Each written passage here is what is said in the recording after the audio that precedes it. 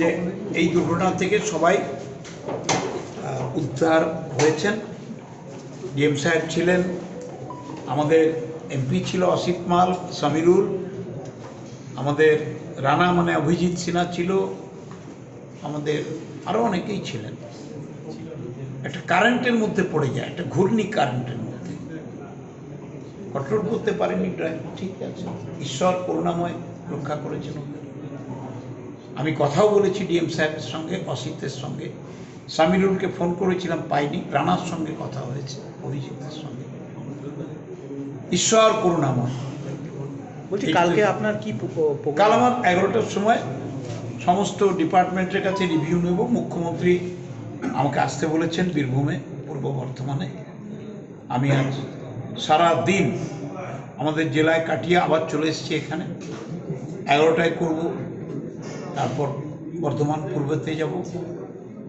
সমস্ত জিনিস আমরা অ্যাসেসমেন্ট করব, কতগুলো ক্ষতি হয়েছে, কত এলাকায় জল ঢুকেছে, কতগুলো স্লিপেজ হয়েছে, কতগুলো ব্রিচ হয়েছে, জল কোন কোন গ্রামে কত জায়গায় ঘুরে ঢুকেছে, কতজনকে আমরা উদ্ধার করতে পেরেছি, কতজন ক্যাম্পে আছে, কি কি রিলিফ মেটেরিয়াল দেওয়া হয়েছে, আরও কত দরকার।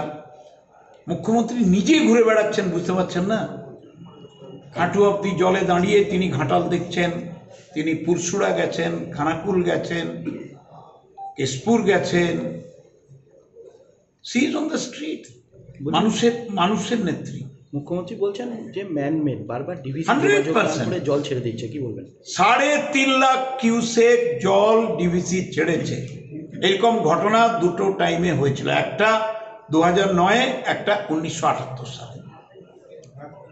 ভেসে গিয়েছিল, বাংলাকে গলা টিপে মেরে ফেলার চেষ্টা হয়েছে, অর্থনৈতিক অবরোধ করা হচ্ছে। আবার ডিভিসিকে বারবার মুখ্যমন্ত্রী বলেছেন, ঝাড়খণ্ডের চিফ মিনিস্টারের সঙ্গেও তিনি কথা বলেছিলেন, কিন্তু তারপরেও কেন্দ্রীয় সরকার ডিভিসিকে, আরে জল তো ছাড়তে হবে, ফেজে ফেজে ফেজে ফেজে ধাপে ধাপে ছাড়ুন। কে বারণ করেছে? আমাদেরকে জানান। মুখ্যমন্ত্রী বারবার বলেছেন আমাদের ইরিগেশন দপ্তরকে, ডিজাস্টার ম্যানেজমেন্ট দপ্তরকে, চিফ মিনিস্টারের অফিসকে, চিফ সেক্রেটারিকে জানাতে হবে তো, ইরিগেশন সেক্রেটারিকে জানাতে হবে তো। কোনো খবর নেই। বলছি লাভপুরের যে অঞ্চলে বারবার এই বন্যা পরিস্থিতি তৈরি হয়, এখানে কি স্থায়ী সমাধানের ব্যাপারে কিছু? আমরা কালকে আলোচনা করব। কালকে কি যাবেন আপনি? কালকে আলোচনা করব।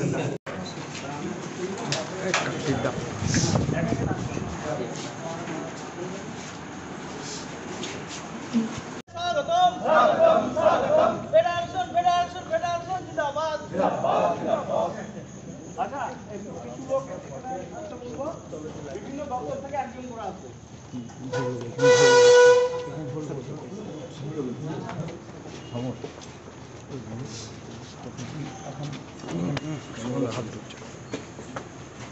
অনেকদিন উত্তরবঙ্গে কাটিয়ে এসেছি, আমার টাইম উত্তরবঙ্গে ছিল।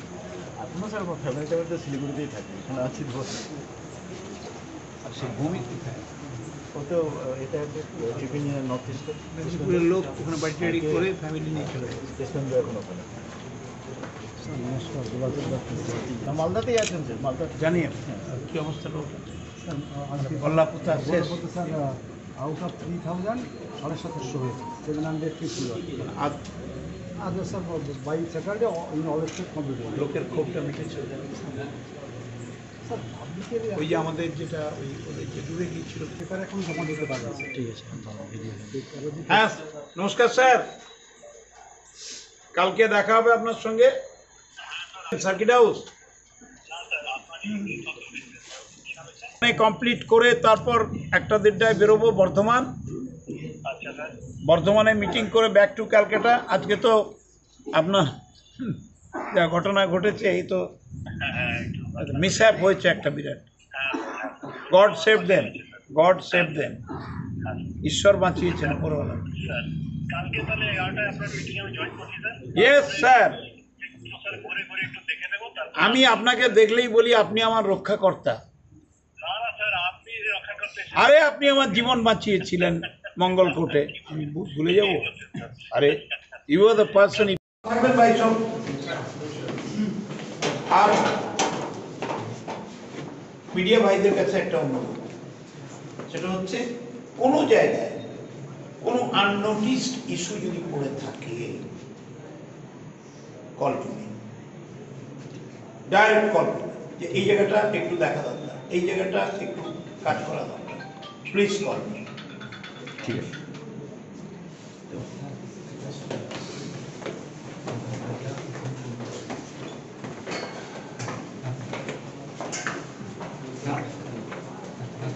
ডক্টর সাহেব আছেন?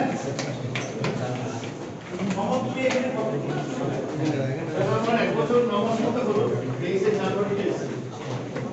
ডিএম বর্ধমান ছিল, মঙ্গলকোটে যখন আমাকে ওই ন্যাপলা চুরচা বোম মারছে।